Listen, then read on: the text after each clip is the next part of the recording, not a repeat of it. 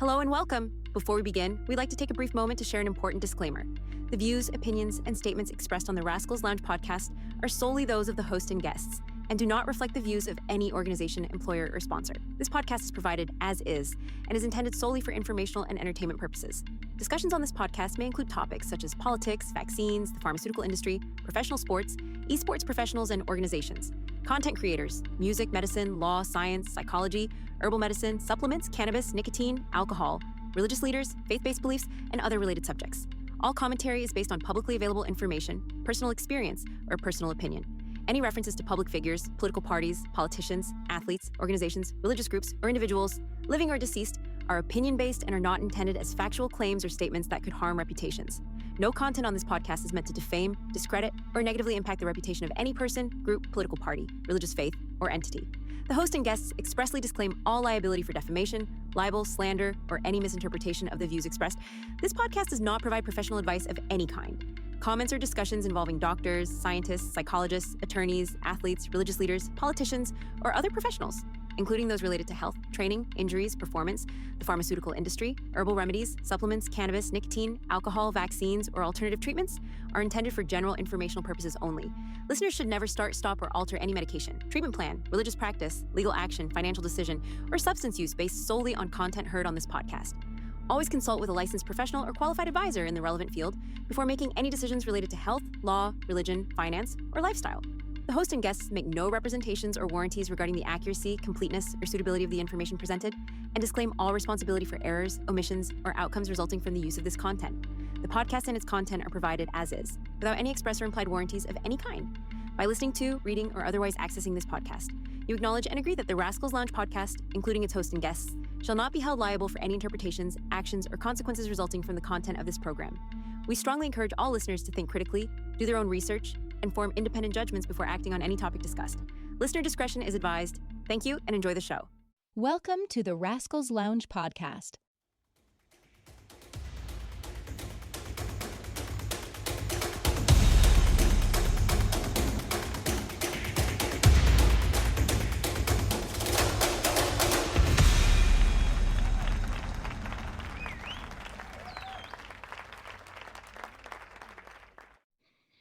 Man, so it's nice having you on. Bikini Brody talked to me about you. So he must love you a lot. Yeah, I mean, that's like one out of two. It's like you mentioned me, and it's like, oh, I love this guy. Ooh. 50-50. Wow. So how long you been playing Siege for? I actually went back and checked because I did see listen to the episode with Keeney at the start when you asked him as well. And I went back and checked my first recorded instance of playing Siege. And I played it during the closed alpha. You applied for the alpha, I think it was 3 months before the game was even available in alpha. Yeah. So I think it was April or something for 2015. So Wow. 11 whole years ago.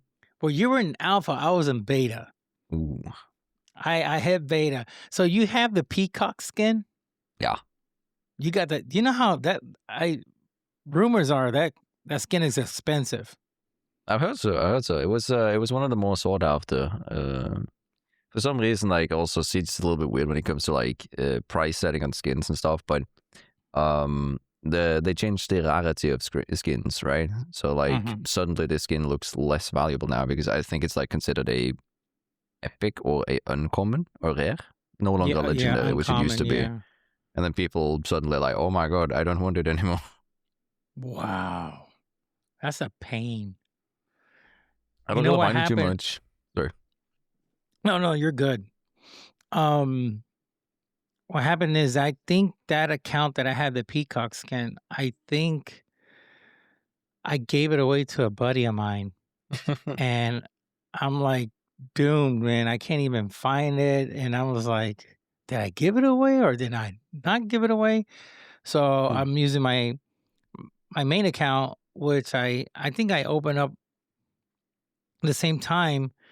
Probably a little bit after, because this account that I have is I got the emblem 2017 emblem. That's how I know. I was like, wait one second. I was playing this since beta, not 2017.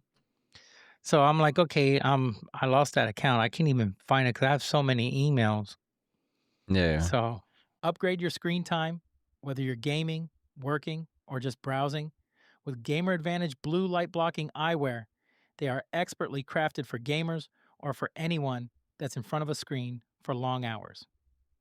Featuring Resme lens technology, these glasses are engineered to minimize digital eye strain and shield your eyes from the detrimental effects of blue light. Doctor recommended, potentially boost focus and significantly enhance sleep quality, ensuring you stay at the top of your game. Visit gameradvantage.com for more information and use promo code RASCALS at checkout to get 10% off your purchase. I do earn a commission when you use the promo code, which helps sustain and grow the podcast. Once again, visit gameradvantage.com for more information and use promo code RASCALS at checkout to get 10% off your purchase. I'm like screwed. lost in time, lost in space. Oh my gosh, man.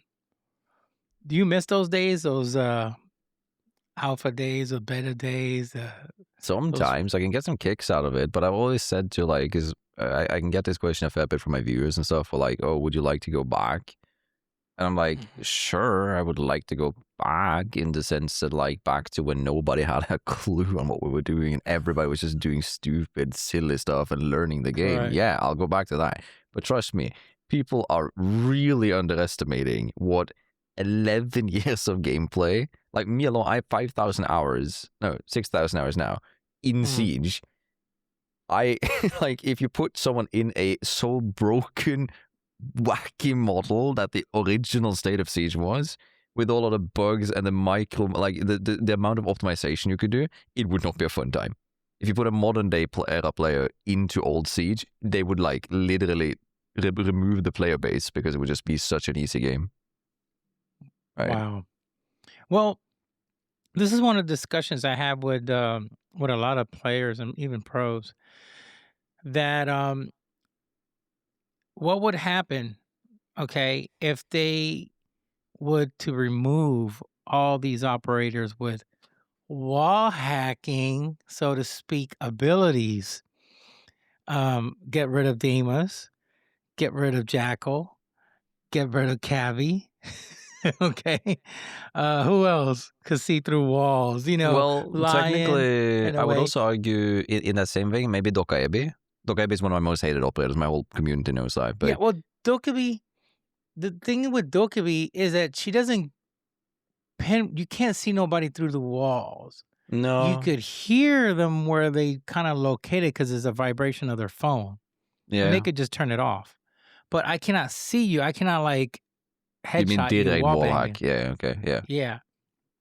Deimos is like, it's ridiculous. I mean, I talked about this with so many people, and I said, listen, a lot of these pro players, if those operators weren't around, I highly doubt it they're going to do really good.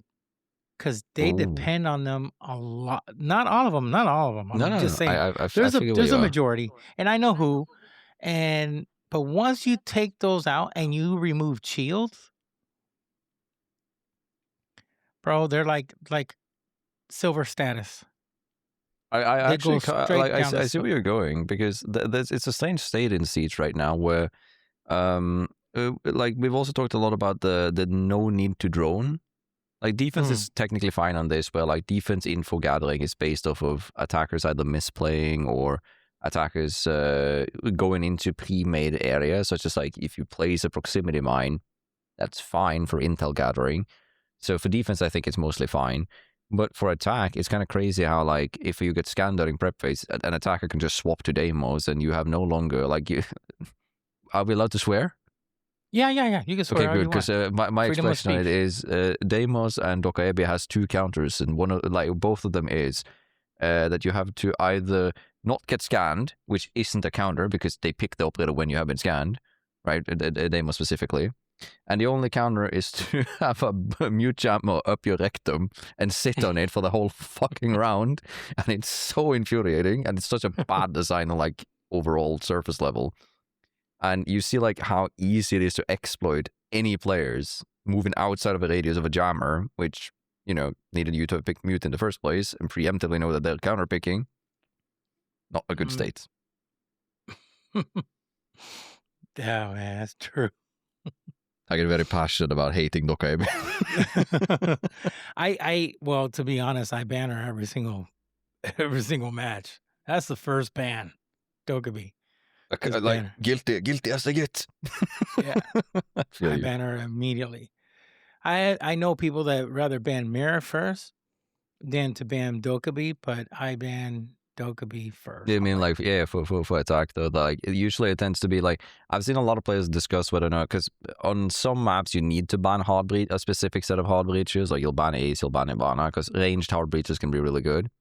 Mhm. But and also like for defense, like obviously Mira is, what was it now? The stats came out like 2 days ago. I think it was 85% ban rate first ban. Wow. Like it's ludicrous how strong. Like, but again, I always explain to people that like most people in ranked aren't going to ban for optimization. They're going to ban for comfort. You're banning what is annoying to play against. Is why Capcan sees a high win rate and ban rates. Right, my favorite operator. Which is my favorite operator as well. Good choice. I mean, well, it was Frost, but then I learned how to use Capcan. And this is my strategy. I don't know yours, but my first thing is to make sure I hide in prep stage. I don't want a drone to see me. I don't want them to find out there's a Capcan around. Because immediately, some people, if they're me, I play a different style. I see a Capcan, I'm going immediately, I'm going to use Brava. I don't use Twitch. People, and I tell people, don't go to Twitch. Don't use Twitch. Oh, why? Because I could destroy. I said, you're destroying the cap traps, but why don't you use the cap traps in your favor? So I see them, I immediately just go Brava and use it towards my favor, and then I get a whole bunch of kills that way as well. So, in the same vein, I mainly use Capcan now more than Frost, but it depends on the map, Yeah, no, absolutely. Frost is more map dependent. There are some maps where Frost is. Chalet is one of Frost's best performing maps of all time. And has always been, because there are some windows where you can't even like deal with the Frost maps without vaulting in the window, creating the word, what's like called checkmate positions with her. Where you like pre-plays. A good one is top floor Chalet. There's a bathtub with a single window on it, and it's right next to the piano. Those two windows are very common to contest, because if you could vault in those as an attacker, you're controlling the whole bomb site almost immediately. And Frost can play as a Frost method on each of those. You can't clear it from the roof, right? There's no way to do that because you can't rappel over the windows. And the bathtub and the piano area are both like inaccessible for an attacker. If you have a deployable shield on the piano, or if you just sit in the bathtub, they can't shoot you from below. There's no way to clear this out, and creates these positions where either you try to peek to the left, killing the Frost, but if the Frost isn't there, you just die to the Frostman. And if you don't shoot down, Frostman will get you. If you shoot down, Frost gets you. Someone's looking at that Frost mat. You can control basically the whole area with just 2 mats. So Frost sees a lot of play on that. But in terms of like the Brava versus Twitch discussion, Brava is seeing a lot more play right now because a lot of players are playing Melusi, which I think is fine. I find Melusi a little bit boring. She's a very simple operator by technicality. I don't find... I'm more of a... The more I can cook, the more I can mess around with an operator, the better it is. That's why I like Capcan and Denari and Frost, right? Traps are fun. But Brava is increased in pick rate because of that. But Twitch is still like considered almost essential because she has the best gun in the game, the 417, and she also also access to F2 if you want to go that way. But she has the 417, best gun in the game right now, and she clears out Goyu. Like half of the defender roster can have the shit destroyed by Twitch. Yeah. True, man. True. And you've been playing this game for years, so you kind of know the ins and outs of it. Mostly. Have you streamed as well? Yeah, I not for that long. I've streamed actively for, I think like 4 years, 3 years. Okay. I streamed a little bit of Fortnite actually before then. I was 1 point away from qualifying for World Cup. What? Just like, yeah, I was like, so basically there was a Winter Royale, the first time Fortnite had World Cup. So if before the main World Cup, the Winter Royale was played. Anybody who qualified for Winter Royale was automatically qualified for World Cup. And I was in the final game.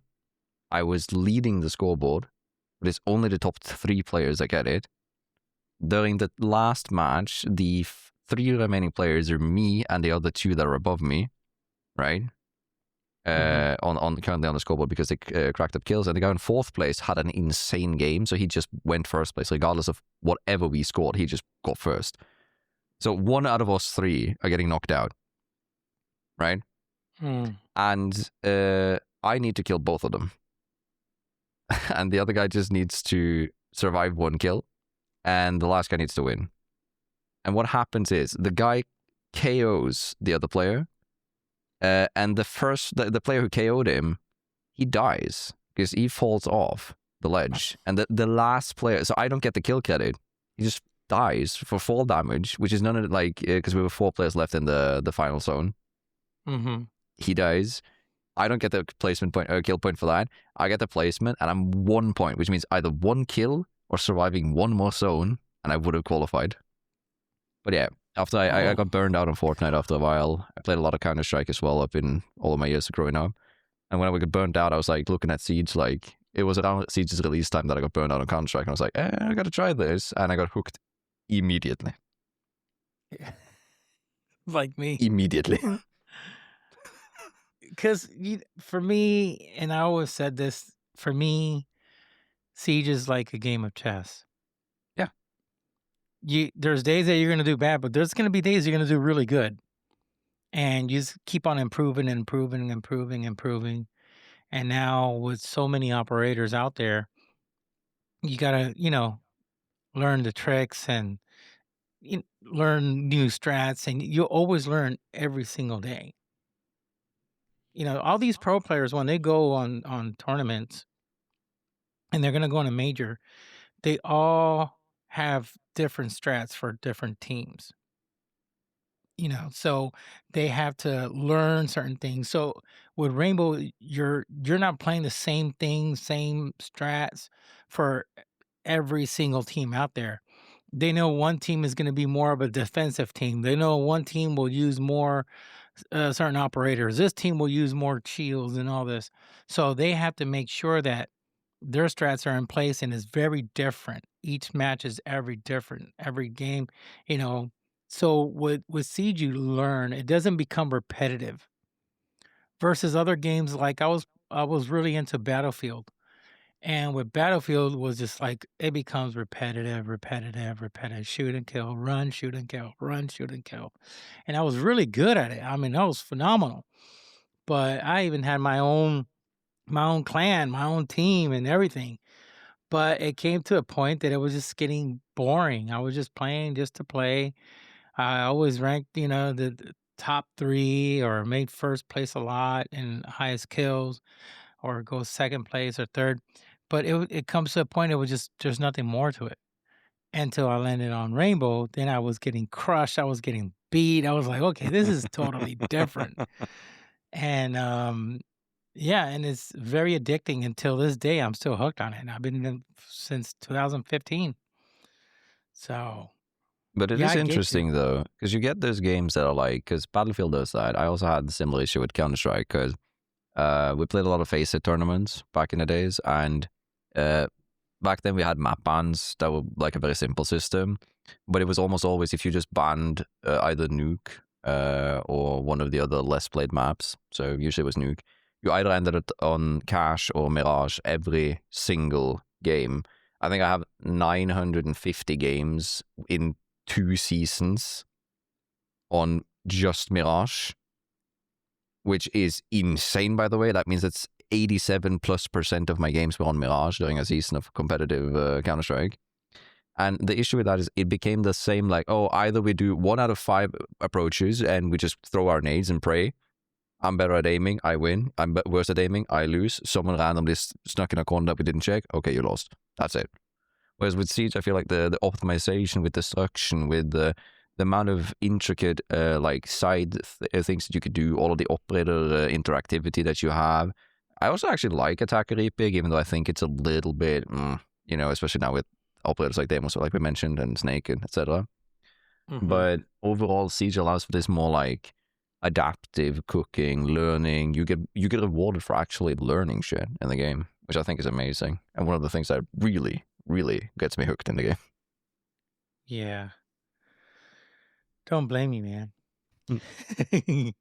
I don't blame you making that switch from Fortnite to Counter-Strike and then all the way straight to Rainbow and But yeah, no, we had an instance here. So I have this special interest, as they say, about like aspects of Siege that are like unorthodox sides. I memorize a lot of the intricate details of the game in terms of different designs, different panels, different walls, different setups. Like with this, I mean, when they now modernize maps, they change out some walls and some aspect, like some assets that they use, and some of them interact differently with gadgets, bullets, etc. So I had a clip here the other day where I was running out on Theme Park, which they just recently reworked or modernized. And I noticed that they changed out one of the metal fences outside, which didn't used to be wall bangable, but it changed out the model with one that I know from another map is wall bangable. So I was just going to show Chad by running out and then pointing at it. But since you can't point and see, just going to shoot at it. So I shot at it, shot 3 times, and I killed 2 players through the fence on the same clip that I was just going to showcase it to Chad. Wall banged them straight through blind. wow. And it's a good example of like knowing the intricate details of the game can be an advantage, because that didn't used to be wall bangable, but because I know the fence design is different, I know certain wall designs are different regarding how the panels interact. I have a recent one. Actually, when we're recording this, it's coming out tomorrow. It's a clip where I'm playing Denari, because you know Denari has these like Mission Impossible lasers, right? Correct. You can break bottom panels of doors, but leave the like list at the bottom of the door, right? And you can walk over it. It interacts as if there is no wall there. And most players know this, so they just walk over it.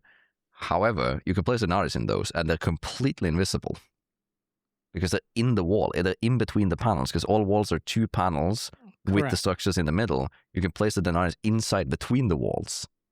So I hide them there. Get kills. I didn't know that.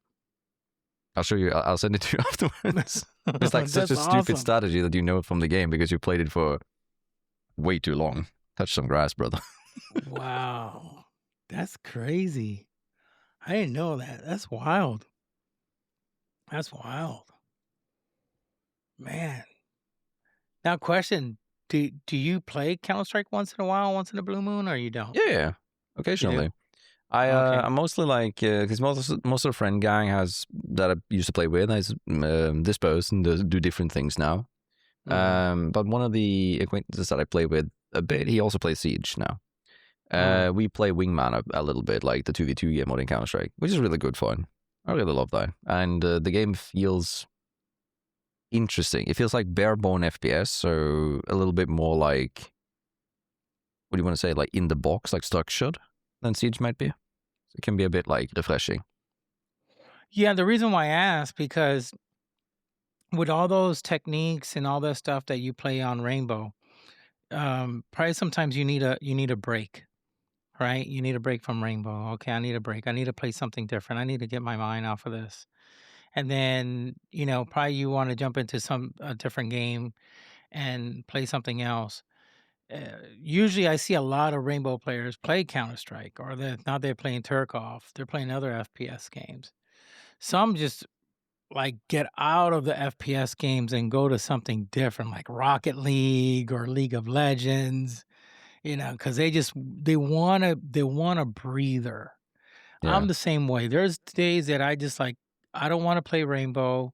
I want to just go flying, and I love Flight Simulator. And I just like get my mind off of things and just fly. And a very different group of people. The community is totally different. A lot of older community. You do get some young people in that community that loves to fly. But yeah, I need to get my mind out. So that's why I asked, because okay, do you go back? Do you still play Counter-Strike, even though it's competitive as well?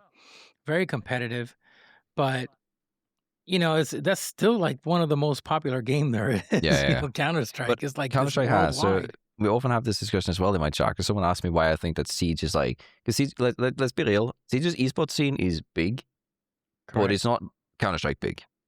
Yeah, right? no. Not at all. Not remotely close. I'm sorry, but that's just the honest to God's truth. But part of the reasoning for that is that in order to enjoy competitive Siege, you need to understand a fair bit about Siege. Because Siege's competitiveness comes from the strategies, the actual like environmentals, the interactions that you get, not necessarily just from the gameplay. It can come from a structure like observer's POV, right?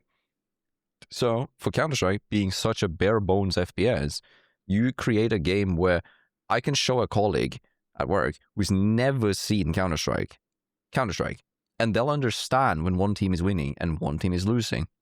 They don't really understand that in Siege because it's not as easy to see when you're getting an advantage, what the round's about, what's the structure, and why is this round different than the previous round? Why is this wall open now? This wall wasn't open before. In Counter-Strike, static environments, right? Wow. It's true. It's true. Now, what's really crazy? Counter-Strike is very big in Europe versus United States.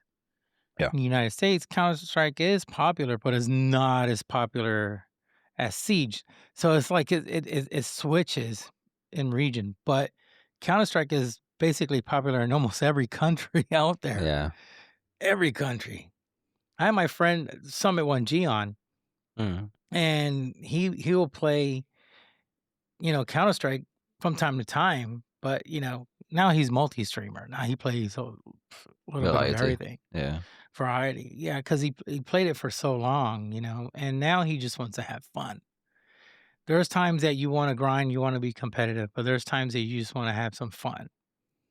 With Rainbow, I feel like I'm on a competitive drive every single time I'm playing. I take it serious, and I only play unranked. I don't play rank anymore. Yeah. Because the level of stress, there's levels of stress that you get into when you're playing, a competitive game. And when I'm playing Rainbow, and if it's ranked, I am like very stressed out.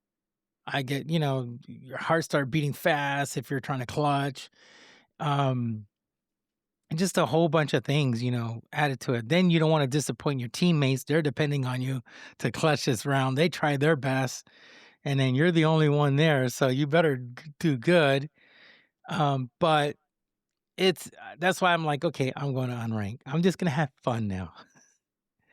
And also there's less cheaters, but still there's cheaters and unranked. That's one thing that's ruining the game. Yeah, but like, again, it's like, there is, and there's no hiding that, but it's like, it doesn't really matter. There's cheaters in every video game. Hell, there's cheaters in like Minesweeper, like literally. Like there's people like, yeah, you can do Minesweeper 1v1s on like speedrun shit.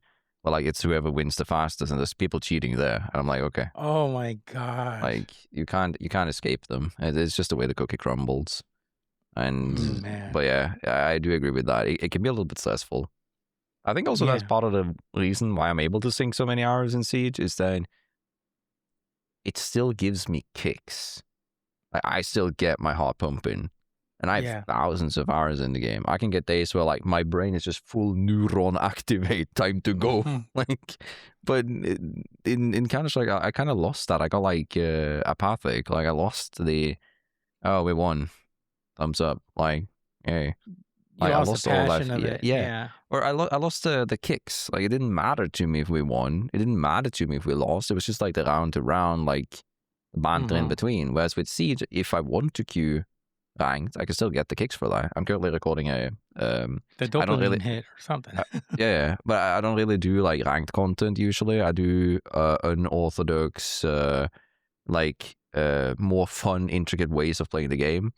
Correct. The joke is like 1,000 IQ strats, right? Just random Capcom trap that I've set up in a specific way. Like one of my favorite things with Capcom is using the shotgun to tailor environment to force players to think like path of least resistance. Where do I want to go if I was the enemy? And tailoring the trap to go in a pathway where they will walk into it, even though it's a Capcom trap that should be pretty obvious. Yeah. right? But right now I'm recording a random operator ranked series where I'm picking a random operator, I'm spinning a wheel, picking a random operator, going into ranked, force on that operator until it either gets banned or taken. In those cases, I still get kicks. Like, I still get a mad amount of dopamine and stress in every round because it's just what Siege does to me. Yeah, same It's here. weird. It is. It is weird. I don't know what it is, but it's very, very addicting, and I just like. I mean, like I said, it's been years, and that's the game. And I'll try out some new games that come out, and I'll play them, and I'll immediately, like a week later, I lose interest, like quick, like very quick. It's like, oh, okay, that's it. I'm uninstalling the game. I fully get you. I fully get you. I've actually been a little bit hooked, but that's partly because my partner who plays on the rig over on my left, she plays Apex, and I'm being a little bit hooked on that again. But that's also like, I don't get, I can get a little bit, but I don't usually get very angry in Siege. I usually keep my temper and rationalize whatever happens, because in Siege, unlike Counter-Strike, because you remember, like in Counter-Strike, you can go completely silent. You can make no noise. You can, because if you shift work in Counter-Strike, you make no noise, right? Correct. And sometimes in Counter-Strike, you can lose because of gun RNG, right? Move shooting, right? You get ran down. Nothing beats the feeling of getting ran out at Mach 7 from a Tech 9 that just one-taps you in the head. God, that feels awful. But it happens, right? Yeah, you also get Ferrari picked in Siege, though, that being said. But Mm-hmm. Siege has no movement that doesn't make noise. Siege has no action in the game, nothing that doesn't make noise. And because of that, I can always rationalize that, man, I fucked up. Like, Yeah. I made a mistake. Whereas in Counter-Strike, you can get timed, like actually timed. You can also get timed in Siege, but at some level, you could have dealt with it. Whereas in Counter-Strike, you can literally just get timed. Someone can swing you just as you stop holding an angle, and when you look back, there's no audio cues that the guy is standing there with an AK looking at your face. Yeah. Right? And Apex and Battle Royale, specifically, like Fortnite had me almost quitting streaming and content creating and everything, because I would get so frustrated by third parties, by being basically fucked by the game, right? In a way where I can't do anything. It's just like a random asset in the game said, screw you and have a good day, right? I don't get that in Siege. So I feel like Siege has like a structure in all the chaos, which makes it so good. It makes it so good to like come back to, which is also why it's so cripplingly addictive. Yeah. And the thing is, you only have one round. It's like you die and you could come back.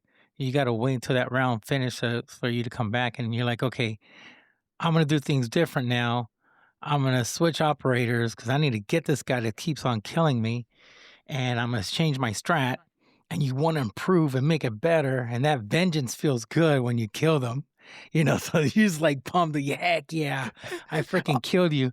And then you go to chat, got you.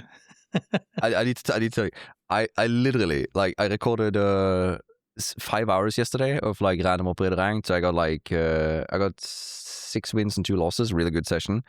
In Champilo, poggers, really good. I'm solo queuing, by the way. Oh gosh. So very good day. 3 games with double digits. Very happy. But in one of those rounds, I was playing on Coastline. So you know Coastline, you know where luggage is on Coastline, right? Yes. So there's like the staircase and then there's a back window. It's very common for specifically NA players to rappel up on that window, because this is a very common thing in NA for some reason. It's not very common in EU. They rappel up on the window and they shoot out the barricade panel and one shot in a window barricade. This doesn't break the glass on the window, but it breaks the barricade. And it doesn't make any noise. You can hear the player outside rappelling, so you can hold the angle there. I died to that. I died to that in round 1. I got 2 kills, ran over there, died to that angle. Really angry. I tell Chad, people who do that, they do it every round. So I go up, I kill one player, and I sprint over to the other door. And I'm sitting there with my SMG-12 under the window, and I'm waiting, and I just hear, as the window break, and I just start spraying. Knew it immediately. And that Vengeance feeling, chef's kiss. Oh, And I guess you want to play 5 more hours after gives that. me kicks. Yeah. You feel good after that. Very much so, yeah. Absolutely. Jeez. But the Is game is that- very satisfying. Oh, it is, man. It is. I'll tell you, playing video games is such a stress reliever, but it's also a stress in the same way. But you Yeah. just gotta is a good type of stress. But Yeah. it's good to just play. It gets your mind off of all the chaos in the world and all this stuff that's going on. And then if you're going through issues at work and you just come home and you shower and just play a couple matches, it helps you. It even helps me wind down to go to bed. I got to play like a round or two before I go to bed now. For some odd reason, it just helps me sleep. I can't, if I'm in bed Fully and I'm like, man, I got to get the itch, I gotta play at least a round before I go to bed, and as soon as I see my wife sleeping and I see just like, okay, choom, I go to the computer. heavily I play- relatable. Yeah. I play 1 round and then, sometimes it's going really good, and I keep on playing, and it's like 1:00 in the morning, and then I see a movement, and my wife is like, "Honey, get back to bed. Stop playing." I was like, "Okay, okay, I'm sorry. I just couldn't sleep." Oh, that's so good. Yeah, no, Oh, I fully get it. I fully get it. Gotta play, man. It's funny Gotta that play. like the newer generation, the Gen Zs and stuff, they call diet soda, right? Yeah, So they call that for fridge cigarettes. Because they don't like the newer generations doesn't smoke. They go home and they crack open a cold Diet Coke and then they like sip it down. That's a fridge cigarette, right? And I think it's so funny because I've related video games sometimes to the same way. Where like I just need to finish up a game and I'm good. I can go. My day starts. Exactly. You can play one round, and I don't know. It's only with Siege. Oh, I It's get it. I only get with it with other Siege. games too. I have Really? right now. So very avid Pokemon fan. Okay. Yeah. So my username is Girtania, right? Which is a misspelling of there's a Pokemon called Girtania, right? Yes. My RuneScape that now we're going by. My RuneScape account got hacked when I went to high school, and I needed a new username. And the Giratina movie had just came out, so I got Girtania. I didn't realize it was a spelling error until I think 7 years down the lane. It took me that long, but I've always liked Pokemon, right? And I play PvP Pokemon, like competitive Pokemon, as like a time killer thing because I like multitasking. So when I'm editing, I'll play competitive Pokemon on the side monitor while editing. And that's my like unwind. I need this. I need a round of competitive Pokemon before I can like start my day. Really? Like, yeah. So what out of all, I'm not so much into Pokemon. My son is, so I know everything about Pokemon because of him. Yeah. And he is like a diehard Pokemon fan. Salute. So I just got him recently, the Nintendo Switch 2.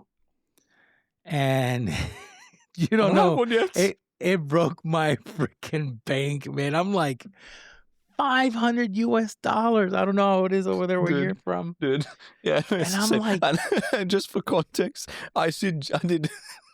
This is still going in, by the way. I don't care. But yeah. I did a paid segment with Ubisoft regarding the SI, the Invitational, right? So I got paid for being at the Invitational for some extra stuff that I did. I had some deliverables and etc. I'm using everything on the Nintendo Switch 2 plus some extra equipment for it and some games. So I fully feel you. It breaks the fucking bank. It does. I'm gonna be broke, bro. Did your wife said anything to you about it? No, she supports it. She wants to play Poketopia, so she's like, "Go get it." Really? Yeah. Oh my gosh. That's the benefit of having a partner who is into gaming too, yeah. right? She really likes it. Oh man, Literally, my as wife. you, sorry, just one last. Yeah, go ahead. Just before you, sent me the message, right? Mm-hmm. About like, oh, you're coming onto the podcast. My brain went like, shit, I have a podcast today. I had forgotten, and I had like 5 minutes before I get like the pop up from the Google meeting that we set up, right? Yeah. We're sitting playing A Way Out, and I'm like, darling, yes, I have a podcast. Oh fuck, we just gotta wrap up. Yeah, sorry, what were you going to say, Mama? No, I was gonna mention there I just saw my son not too long ago playing a Pokemon. I don't know what's the name of it, but it's like it reminds me of Animal Crossing. Yeah, Poketopia. That's the one that my girlfriend wants to play. Oh, okay. Poketopia. Oh my God, he's playing it every Pokopia. single day now. But it's really like, okay, hear me out. As much as it can sound, it is the structure for it. So also background context here. My day-to-day job I do part-time streaming. I don't do full-time. I work as I don't know the English word for it. Basically, like I think the closest is like special ed teacher. I work for heavily autistic individuals. Okay. And I tailor their school day in order to ensure that they get a valuable experience. This can be done in multiple ways. I usually am the tech-savvy, nerdy idiot at work, right? So I do a lot of gaming with them in order to learn day-to-day tasks. Now, we use Minecraft a lot for a while, where we like learn day-to-day tasks. Like a lot of visual learners can use that for like I don't tell them that it's schoolwork because then they don't want to. But if you start telling them that we're going to play Minecraft, and I'm telling them, oh shit, we got to build a house. How many blocks do we need? And I'm like, okay, how big is the house? No, it's 20 by 20. All right, how many blocks do we need? And then they start calculating it. They're doing math. Yeah, without noticing. It's the same. Pokopia is one of those games that learns them to structure, be creative, and also they get to interact with Pokemon. Correct. Win-win-win, right? That is so true. I never saw it that way. Because it's the blocks and stuff, right? Have you seen some of the shit that they build? Like, obviously, like the Japanese community is insane. Yeah, like they're so good at it, but still, it's crazy. Like people are so creative, and it builds creativity because you get rewarded for it because it looks cooler when you're creative. Kind of like Minecraft, right? It's more fun to build a actual cool house than it is to build a 4x4 wooden house. That's the way the cookie crumbles. Yeah, I remember back then. My kids used to talk about Longnose, whatever his name is from Minecraft. Longnose? Something like that. It sounds familiar. I'm a little bit out, but yes. Yeah, this is a while back, and he was like the number one Minecraft content creator. He'll build stuff and chips and pirate chips and buildings and castles and he was. Did you know? You're NA, right? Yes. Yeah. Okay. So here in Europe, we have the same thing. I think you guys have a different league for it, but basically, if you go to Minecraft's official systems, you can go to esports tabs, and there's a specific one that is called creativity, right? Where they get a set of non-biased judges. The individuals get given a topic and an X amount of time that's randomized. Sometimes it's like 72 hours. Sometimes it's like 4 months. Like, that's a long time. Yeah. With limited playtime, cook something with this subject. Make the coolest art installation. And that's a separate esport tab that you can use. And that's super fucking cool because it really encourages them to do it. And some things that they can win, like here in Norway, they don't attend as individual, they attend via school. So if they're doing well, they can ask the principals and like the structures for school or all the teaching institutions to sign them up. If they sign them up, they're representing the school as the spot that's taken for that school. And there they do, like, they can compete for prizes for themselves, trips around the world to see other stuff like this. Also, if they're like inspiring it off, like, let's say they inspire it off Mona Lisa, right? Just out of random, right? Then they usually get a trip to see Mona Lisa, right? Stuff like that. And they also, the schools also get equipment for it as the prize. So they can choose like kind of a charity type of deal where like they get equipment for the school, which is really cool. Like super cool structures. Wow, that's neat. I never knew that. I didn't either until I started working with this. Then I suddenly was like, holy shit, there's a lot we can do. Yeah, there's a lot. I also had a very specific student, one of my favorite ones to work with ever. He had his own fair share of problems or challenges. We don't use the word problem, we use challenges because it's more like something you deal with rather than something that you suffer from, right? He had his fair set of challenges, and due to that, he had almost unlimited budget in order to structure his days to make it perfect, to make sure that we could get the best possible outcome. And brother in Christ, gaming is expensive. It is. The school board, when I presented the receipts, holy shit. We have an esport bar here in the local town that I was using a lot. Mad, like the guys are so cool. So they have like these NASA rigs, like 5080s, like brand new PCs that you can rent. And I was like, how much? And they're like, do you work in the public services for this brand? Yes. And then it's this much. I'm like, would it be cheaper if not? Yes, but hear me out. Because we have unlimited funds on that one specifically. Nearly unlimited. Wow. Good for you. Good for you. But that's super rare case. There was some extreme cases around this previously. By the way, have you played Celeste? No, not yet. No. Okay. Do you know what it is? I think I had to look it up. It's like a platformer type of story game. Basically, it takes up the story of depression and or like the feelings of depression, feelings of anxiety, right? So there's a lot of feelings involved in this. And with our students, because it's a platformer, you can get really angry, right? Okay, I know which one you're talking about. I see it here. It's like a 2D. Yeah. Right? Classic, looks like a classic retro very classic, game. yeah, right? Yeah. But for context though, the kid that I worked with is like, he finishes the top 50 most difficult maps on Geometry Dash in the world. So he's really fucking good at this shit, right? Wow. And we were doing anger management. So we were practicing that by playing difficult games that we knew he could master, but would struggle with, right? So we gave him Celeste, which was a really difficult like end game level. Or so I thought. One of the levels has an average estimate of, I think it's 3,000 attempts. And my homeboy, on the third attempt, does that. Like, I was sitting there like in shock because this was the first time I was going to do that. I was like, okay, I might just write off anger management because homie's just going to make it in like 2 days. But we got stuck. There's a Easter egg level in the game. That's like really, really difficult. It has like almost pixel perfect, like frame perfect moves.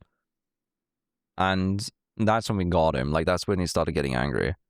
And gaming as anger management is really fun because you get to learn individuals that even though you like something, even though something is difficult, you can overcome it, right? In that sense. So we were using it a lot with, I'm tracking off a little bit here, but yeah, that's where we were like doing a lot of work. It's really fun.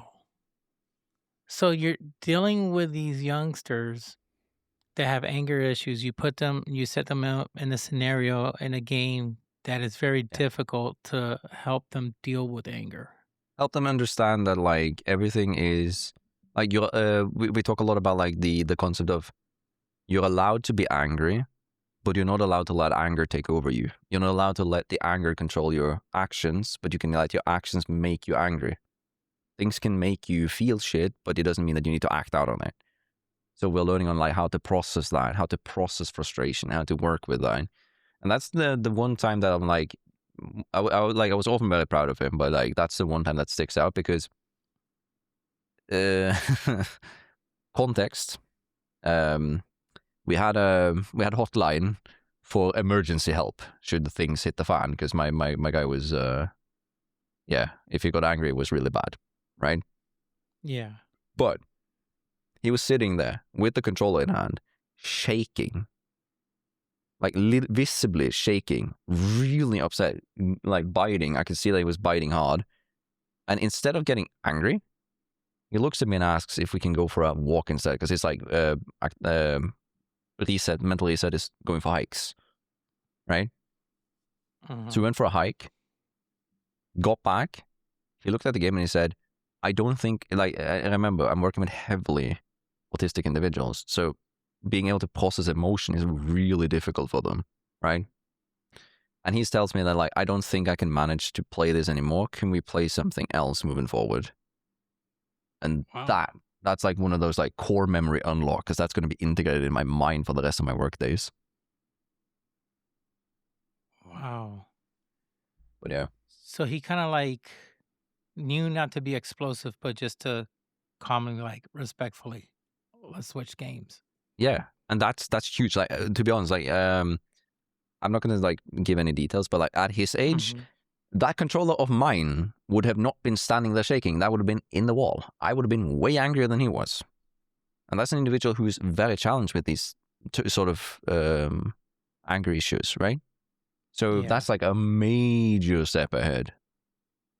Well, I worked with, so now I work with mostly heavily autistic individuals. I've also worked a lot with like depressed and anxious young adults, which is also similar veins, but like we use gaming in order to sort of gamify teaching without making it the boring, you know what I mean, right? Because like some people, when they say, oh, we're going to put video games in teaching, and then they just like do math, but in Minecraft, and it's like, no, that's not more fun than math on a monitor. It doesn't make any difference for them. You need to make it more interesting. True. Yeah. Now, you were mentioning that there was the young fella that played Celesta. Have you ever put any of them to play like a Dark Souls game? Because those suckers are freaking difficult.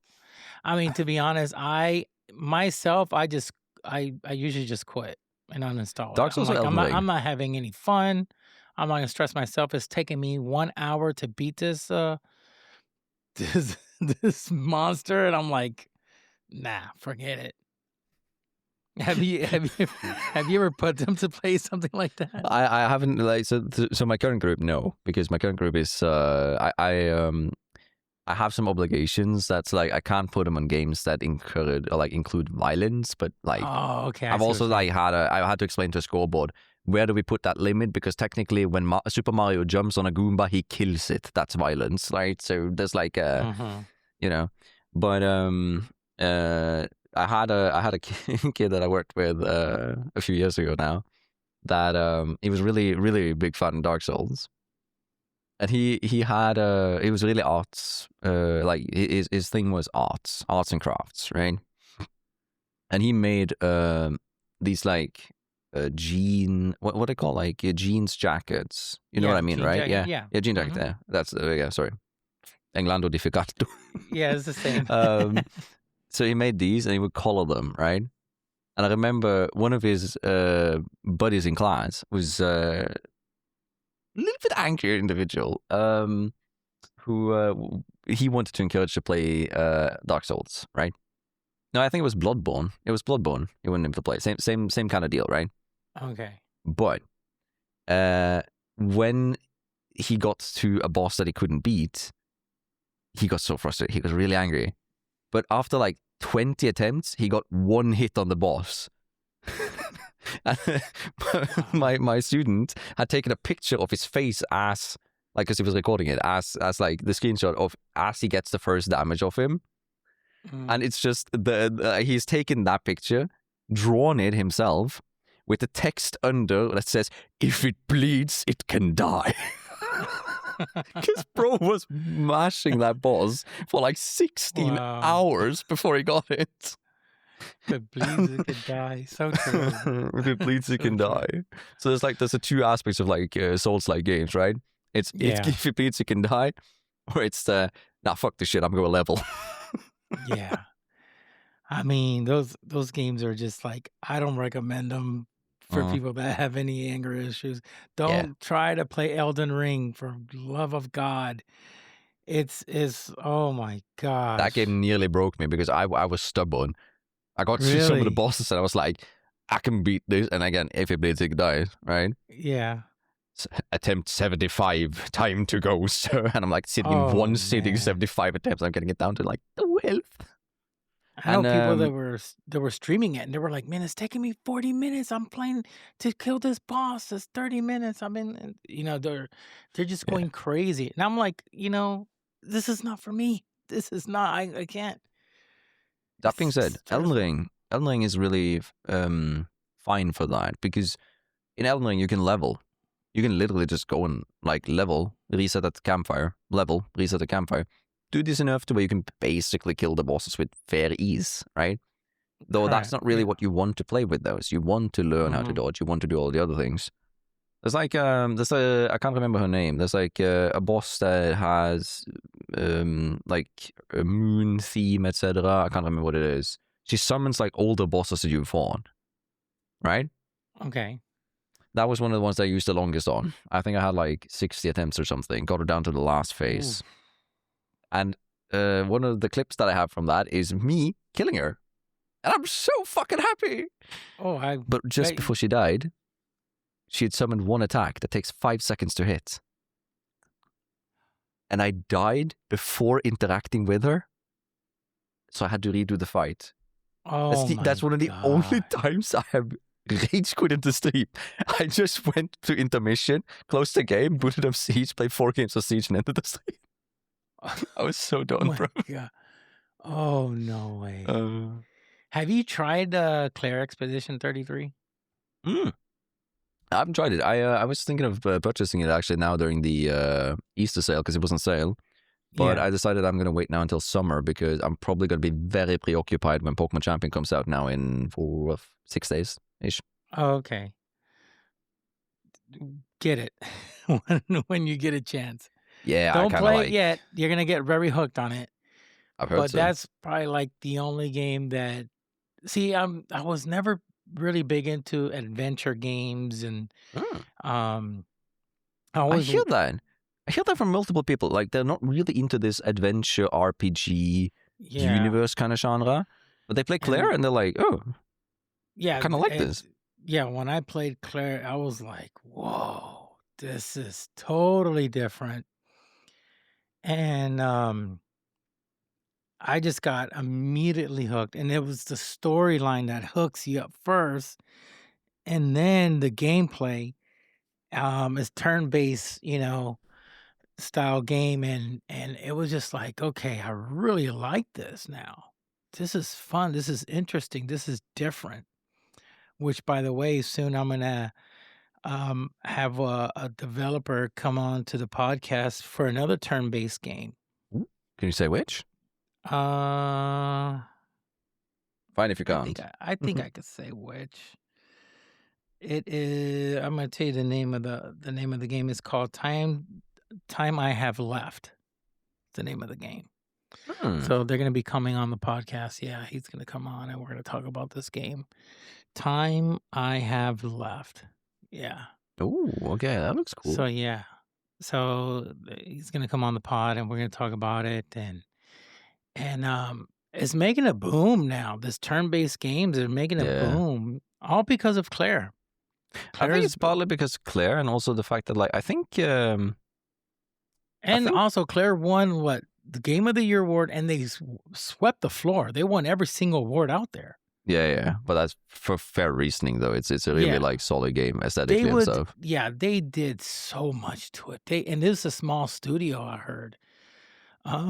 Small studios been cooking since the pandemic now, like for real. Small studios have been really cooking. They have, and they're doing it good, and I'm so happy for them because, they deserve it.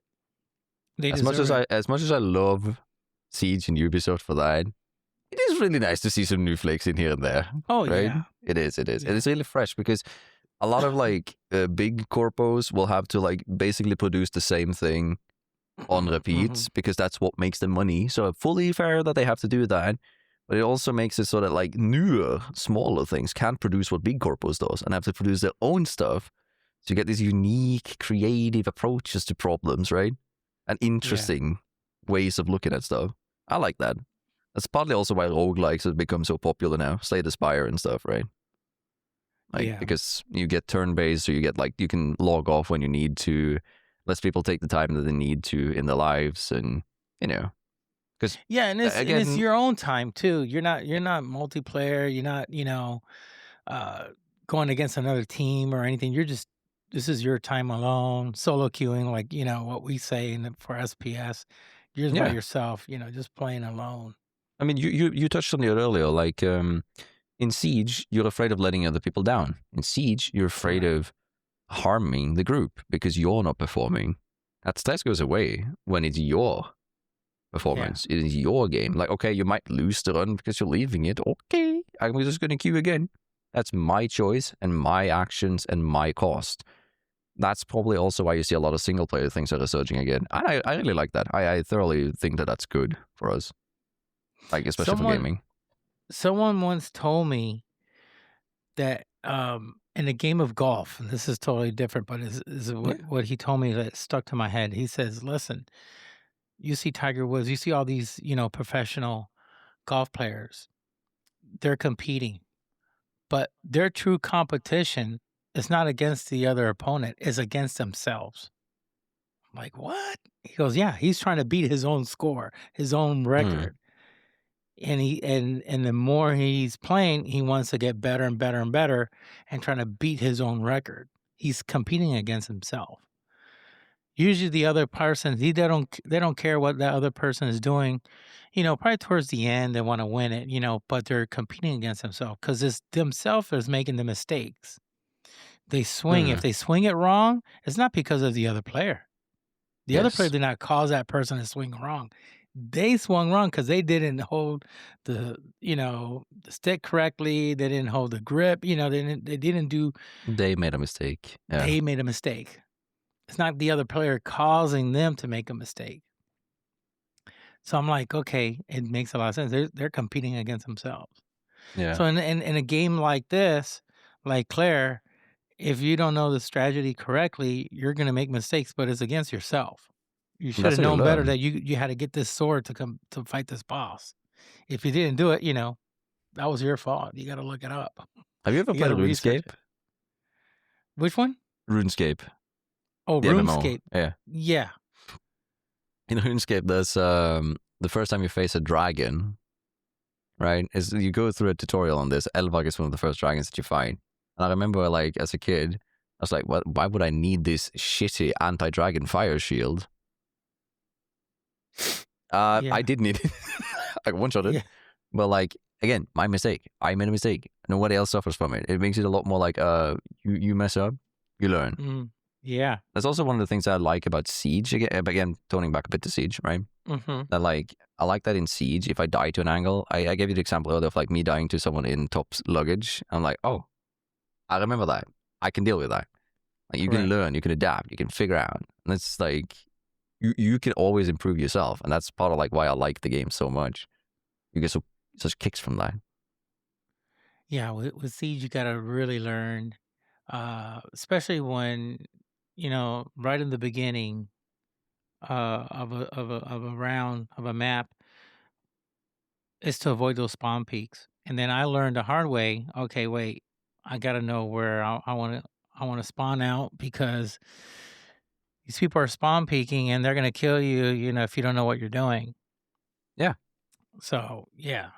I remember, especially like, at Outback, I used to get killed all the time. I'm like, what the heck? But Outback is an awful map for that specifically because Outback is one of those maps that hasn't been touched in quite a bit. I'm hoping that it gets a rework soon, but Outback's touch-ups has never been anti-spawn peak, which a lot of newer maps and modernized maps have. Because it's not really like, it's fine. Like, see, I like it that Siege kind of encourages it sometimes because it is a high risk, high reward. But it also rewards a lot more like the kill method that I don't like. But still. In the same vein though, I remember like, I think it's like, I'm a little bit unsure what season it is. I think it's White Noise that Siege released a cinematic where the cinematic started with a bunch of pro players and content creators and like some just community submitted clips of people dying and dying and dying and dying, and that's all of the clips, and then like ends up with a text of some sorts. I don't remember the full like phrase of it, but it's basically like the essence of every death is a learning experience. So go out there and grind the game, learn, right?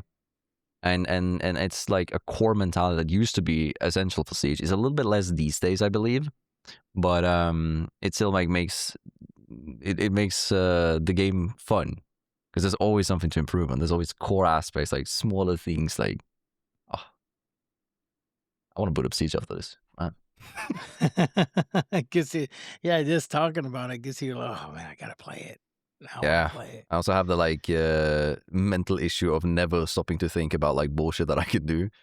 So I'm like constantly on the like, I can do that wall, and then I'm like thinking about a map because now we were thinking about coastline, and I have like a very niche strategy that I've started doing that I want to try on coastline specifically. So I'm like, where can I do that? Where can I do that? Where can I do that? Wow. I wonder you and Bikini Brody's are friends. Because he has some wild strats. Yeah, he does.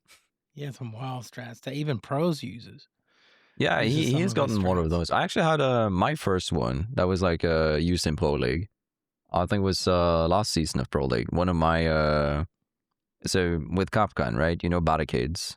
So you can break 6 panels of barricades and you can crouch through them. This is used historically by defenders to make silent rotates. This means you have a door that attackers can break, but if they break it, it makes noise. But you can rotate through it by crouching through it. So roamers can use these as like doorways that pseudo-silent, right? But if you place EDDs on them, on the opposite side, you can't see the EDDs when you're crouching through the door. And most pro players are trained like mentally, those who are the older generation are trained mentally that like, I'm not going to break that door because the sound cue is more important that they don't get. So they go through the door. But there's EDDs there that they can't see until they're through the door and dies. And that was used last season. Technically last season now because we just finished up the season of Pro League. But last season of Pro League, it was used twice to success in Pro League. And that's mine from shorts that I made like a while back. And then one of the pro players has also said that he's seen the shorts from me, which is really cool. That is cool. Do you notice like NA players using it more or EU players? Mostly EU because, which is also surprising to me considering like I think it's 60% of my audience is NA, but EU players usually play slower. NA players are really good at fragging, historically speaking. These days it's a little bit more of a mixed mash, but historically speaking, NA players were better at slow defensive on site, but also heavily encouraging gunplay. Yeah. I know there's a lot of NA players that has basically reached the point to forcing Ubisoft to nerfing guns. And then a lot of EU players has historically been more the reason that they have to nerf. For example, I can actually show you, give you an exception because I know that Pulse's range on the scanner was nerfed after Canadian was on the. I don't remember the team. It was on that.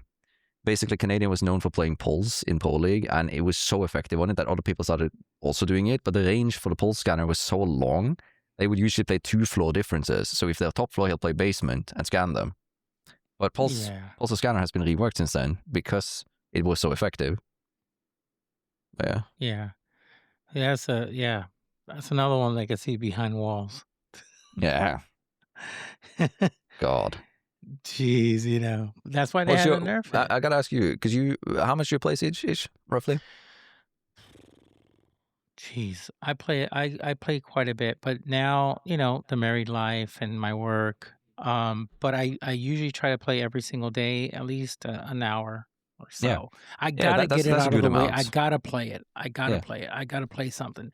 Like today, I woke up early. My wife went to work. She's doing her 12-hour shift. I wake up. I play at least an hour, and then I'm good. I'm good for the day. If I don't play that hour, I just I'm doing my whole entire thing that I got to do for the day, but then my mind is in the back. You got to play that at least 30 minutes. Just play one match. Yeah. As soon as I play that one match, I'm good. I'm good for the day. Now, if I lose, that's the thing. I don't like to lose. Now, if I lose going positive, it's fine. Positive KD, I'm perfectly fine. But if you do trash performance, It's that, yeah, man. I don't know what it is. I have to win something. But if, let's say, for instance, we lost, but I was positive or I was carrying, I did good. I'm okay with it. I could close it, and I'll be perfectly fine. Yeah. I could win. And if I go negative, I tend to play again until I go positive. It's something that just like bugs get me. you. I gotta do good Yeah. You in gotta order for perform me well. to. Yeah, it just bugs Competing me, against man. yourself again, right? Yeah, You yeah. gotta I'm you gotta competing feel against like myself. you're doing That's well. what it is. To start competing against myself, I gotta do better. I gotta do better. And this is why I play unranked, and because I just don't want to have that stress that some people get, when you're playing ranked. And I know a lot of people are doing that now. They just like to play unranked. They don't want to feel that stress. Ranked, yes, you're gonna compete against other players that are your same equal. Well, with unranked is very unbalanced because unranked they don't go by MMR now. You could have a champion player on your team, and you could be. I'm a plat player. I always been a plat level player. I never been any higher, and I never try to go any higher. Than I play once No. I get plat, I'm good to go. I'm a 1.2, 1.32 Pretty good. KD. Pretty good. So I'm decent. I could defend myself, but when I'm playing in ranked and I'm playing with other people, they expect from you other things. My challenge is as well, and I tell other folks, I'm doing this, and this is my performance with a playing on controller on PC. I don't use Oh, mouse and keyboard. So my strategy is very different. I repel a lot. I fight in windows. I'm repelling, and I got I got that badge. Like that golden badge repel. yeah. This is why I use a lot of Capcan. This is why I use a lot. I'll use Valkyrie. I like to be a supporter. I like to give it. Yeah. I used to use a lot of Capital way back when I was in Xbox, but then now I use a lot the Zero. Shoot out those cams and give intel for everybody. And then once I know that I'm doing something productive, I'm doing something good, everybody's happy. Oh, Yeah. where you put that cam? Oh, I put it on the floor. Wow, man, thank you. And I just start pinging everybody. I say, I pinged all your enemies, where they were locating at. I don't Located at. So. know. I don't know for you, but I play like all game modes basically. And primarily I've resided a lot in quick play. Reasoning for that is something else. But basically, I've noticed that the toxicity levels are usually lower in unranked because people aren't losing anything for actually True. losing, right? Yeah. So you create these environments where people are actually like satisfied just because you tried your best. You did what you had to do. Whereas in ranked, Yeah. people can get really bummed out because you didn't get 17 kills and they did, right? Yeah. And that's kind of annoying. Like, It is. but it's also like a necessary evil because that's what ranked is. Ranked is supposed to be a slightly higher stakes, right? Yeah. That's what it meant to be, and that's fine. But it's like I fully get you. And I really support people. In my kindest words to say it, not giving a fuck. I feel like people need to stop caring that ranked is the only thing that matters because, like, ranked is supposed to be a min-max environment. If Siege was just min-maxing, if I just wanted min-maxing and I wanted to repetitively do the same thing again and again to get better at it, I would play Counter-Strike. Like, honestly. Because Counter-Strike is linear. Siege isn't. Siege is fluid. Like, it's fluid. Like, it changes. It's everything, right? And Correct. you don't get the best out of that by just playing ranked. You get it by doing multitudes of shits and giggles, right? I wanna create a rumble here, which was against like a lot of other really solid creators, right? And 80% of the bullshit that I did, they didn't know how to deal with because they just play ranked and they play the same linear setups. I don't. I play a lot of variety, so you get like a different approach to the game. And I feel like people need to think less about like I tell chat that like neither you nor me are professional players. Neither you or me rely our salary based on whether or not we win or lose. So why would you choose to specifically only play ranked? Why is that the only game mode that counts for you? Why do you care so much about winning rather than learning and having fun? Because at the end of the day, this is leisure. It's you're using your spare time. Most of us are. So don't treat it as if it's a job to slack off from your actual job. That doesn't work. That's going to give you stress. That's going to give you negative feelings and emotions. Fully support people actually like trying their best and getting good in ranked. You shouldn't treat games as like that is the only way to play games, because then it just gets frustrating. It just gets a negative experience for everyone, you included. Yep. No, I agree 100%. This is why, I mean, I switch.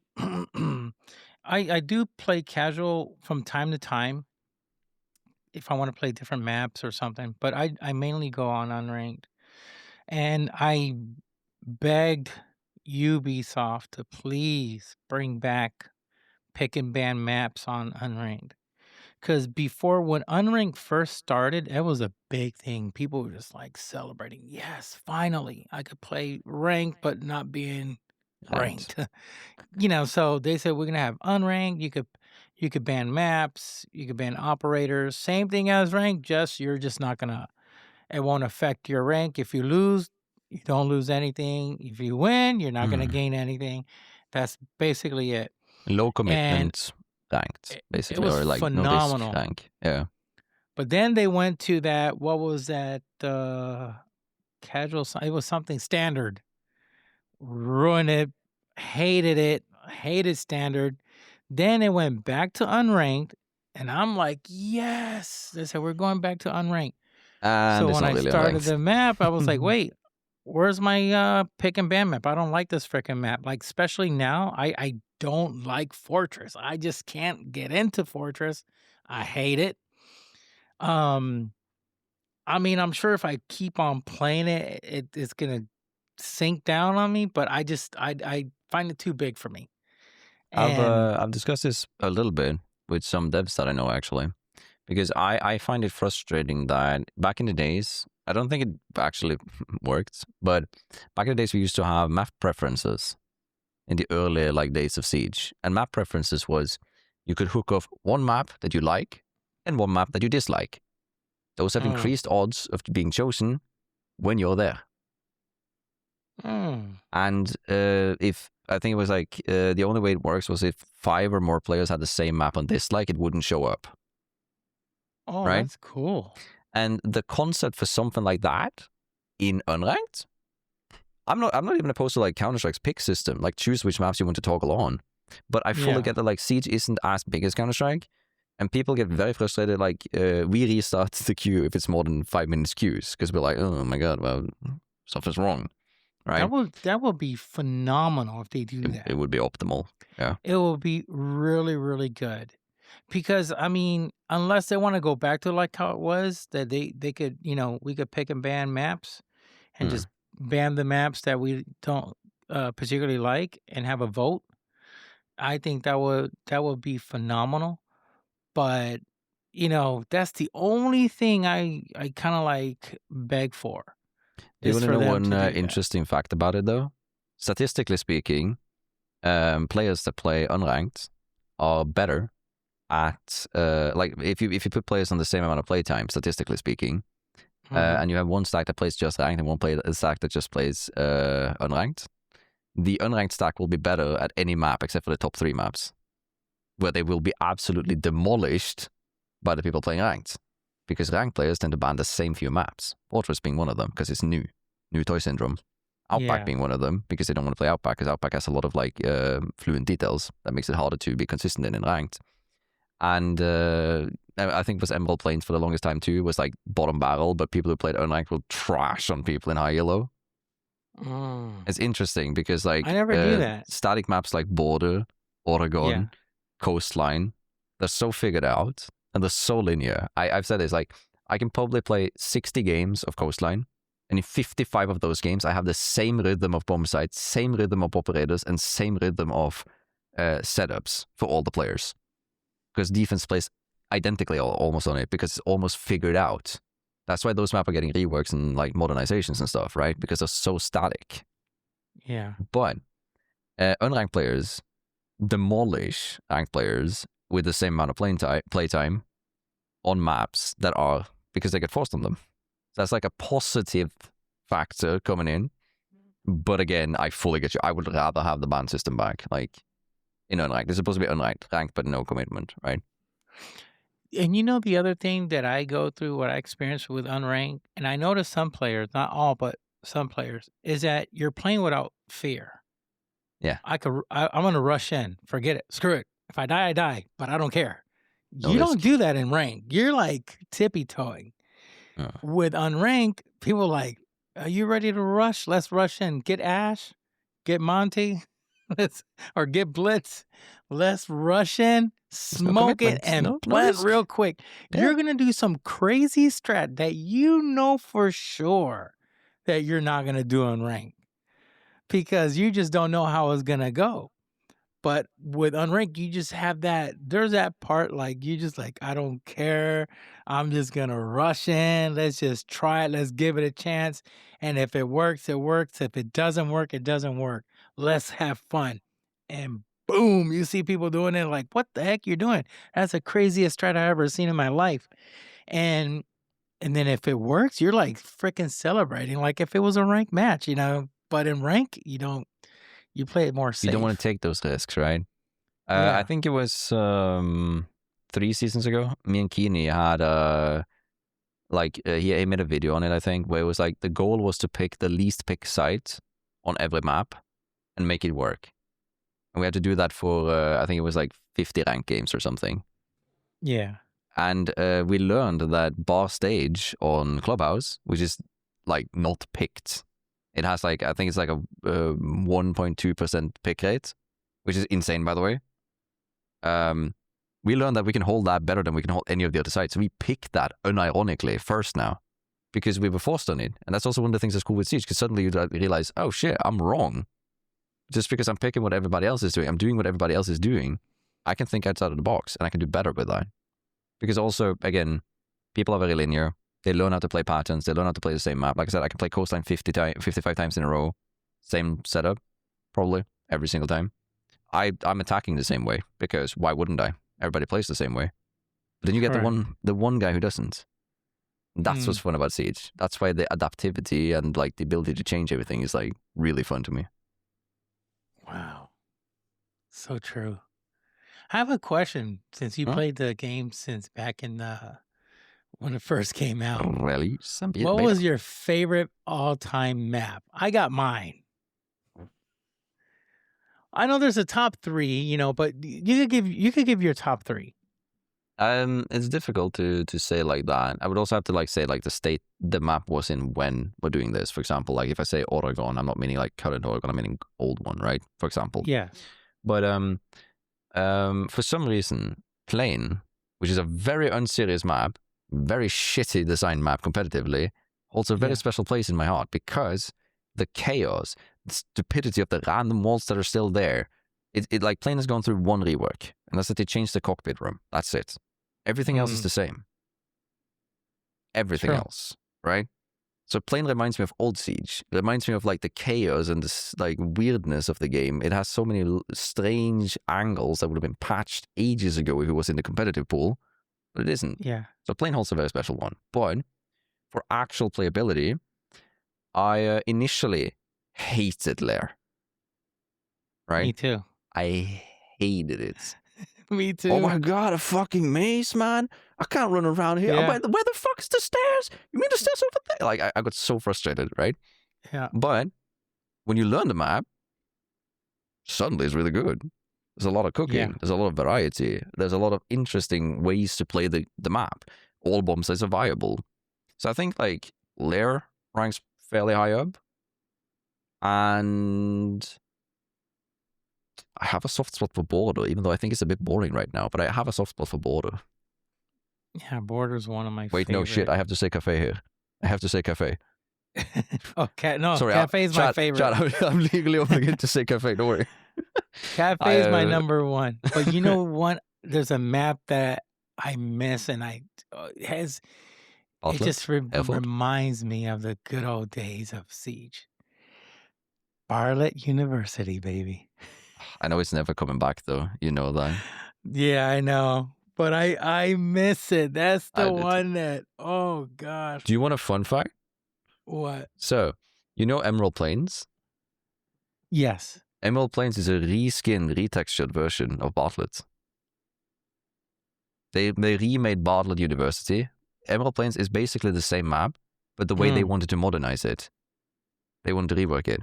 But there were some ever so slight issues with putting chemical weapons and terrorists into a university from a real place.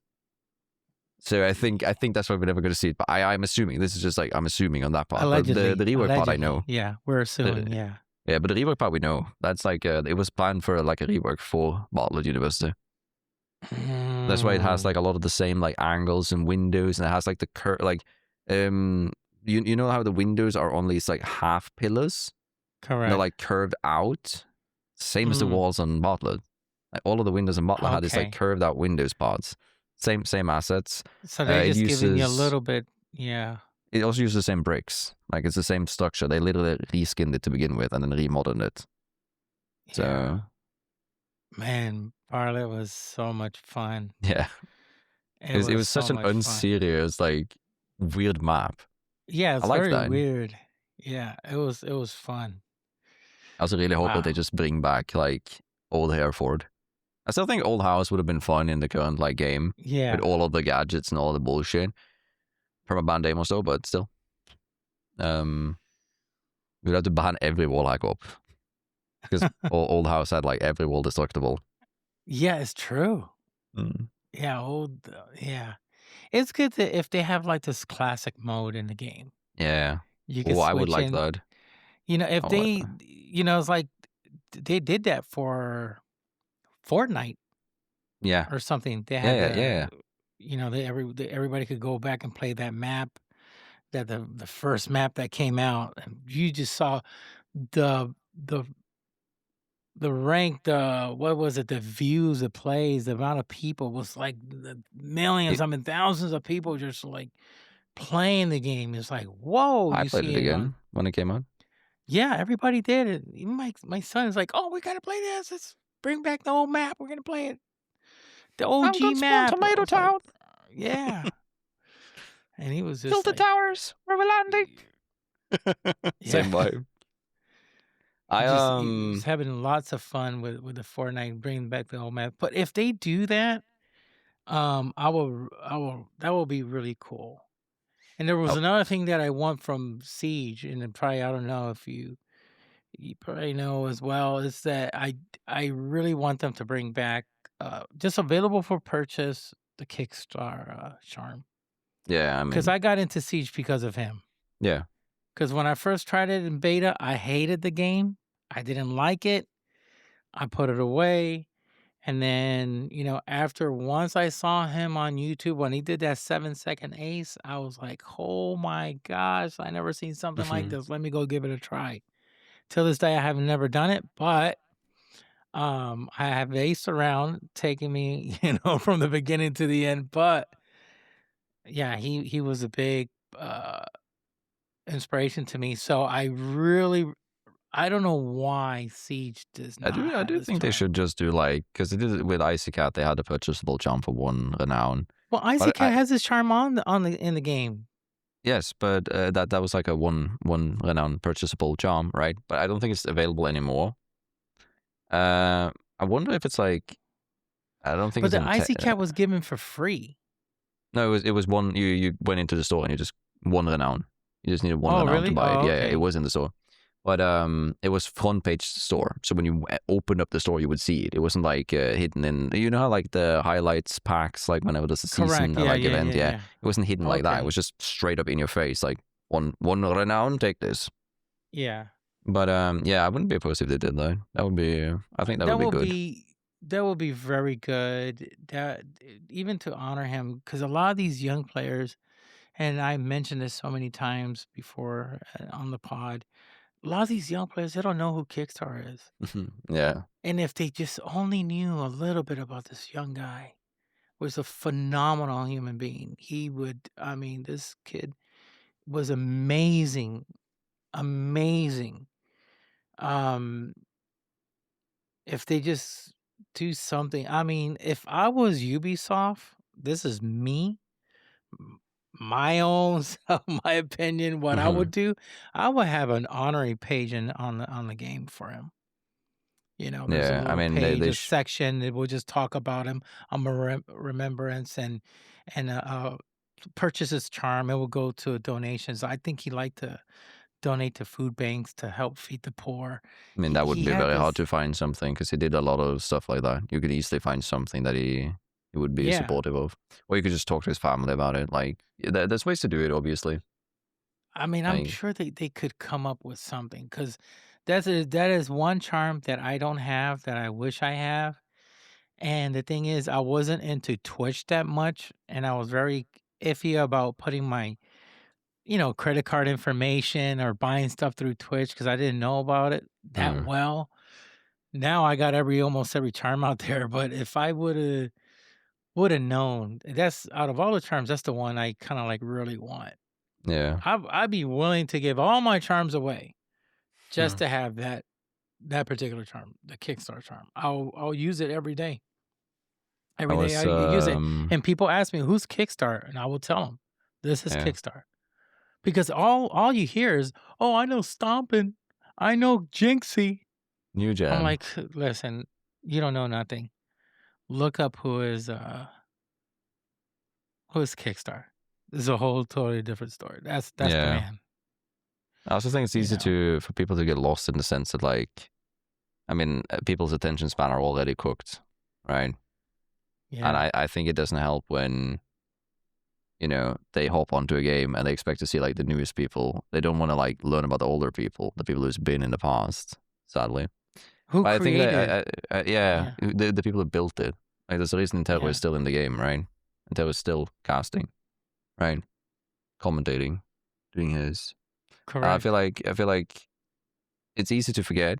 But I also like I don't think Siege should like there's no reason to not, right? I think at least have like charity campaigns like that for the charms to be back and Oh, it'll be phenomenal. I believe it would the sales will go crazy. People would ah, like that's fair. do whatever they can to support Kickstarter and get his charm out there. I mean, I'll be the first one to advocate. I was sponsored. I would tell it on my podcast a million times. I don't care. I'll tweet about it, have everybody, get it, but it's unfortunate, that I just don't know why. I mean, I'm sure they have their reasons. I don't know, but come on. Yeah, that's Just do it for the fans because it is sad that a lot of these new young players that are getting into Rainbow Six Siege, they don't know who Kickstarter is. yeah. I even ask people, "Do you know who Serenity is?" Hmm. They're like, "Who's Serenity?" I'm like, "Oh lordy, you don't know Come here, child, nothing and yet. let me tell you the Let stories. me tell you Yeah, about Daddy." awful. Yeah, Oh. that guy, Serenity is insane. That's one person I'd really like to bring on the pod. Mm. It's hard to get into, so I'm gonna try. Let's see what happens, That so would be cool. I that'd remember be really Serenity cool. being one of the YouTubers that I was watching when I was like trying to get into the game, like a little bit like content wise. Mm, And it's like getting inspired by the bullshit and like he was just good at the game but had like a vibe around him. I don't know. mm, It's weird. th yeah, It's weird to think back like that. I know. It's like you think back, and all these good players that were out there, content creators, people that were just phenomenal, that now you don't see them anymore. They just moved on. There was the Yeah. ball genius, whatever his name, yeah, ball genius, they used to call him. Um, he was phenomenal. He played really, really freaking good. And the last time I contacted him was, I think, a couple years ago or so.